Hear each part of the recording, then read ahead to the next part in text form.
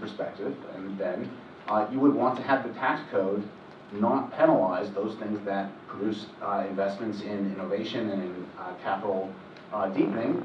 And you would like to make sure that when you do that, you take whoever is investing in innovation and investing in capital deepening and treat them the same. And that's the tax policy goal, is to have this sort of nice non-distortionary impact on those kinds of decisions.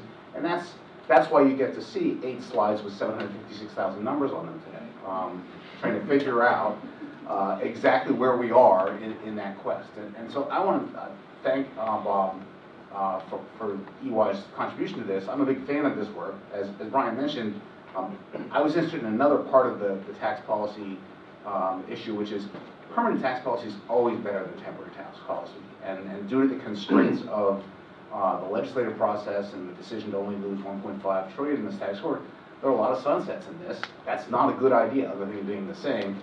So we asked EY to take a look at what would happen if you took all of the provisions that sunset, expensing and all the individual title provisions, just make them permanent.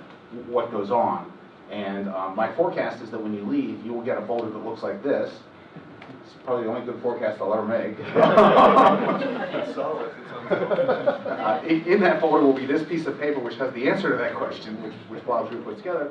And the answer is that you get, inside the 10-year window and over the long term, increases in aggregate GDP, increases in wages and job equivalents, which means that what we did in the Tax Cuts and Jobs Act was leave something on the table. We didn't really get all we could from a tax policy point of view to address this pressing issue in getting better growth and growth in real wages. And so that's where we are in this debate. And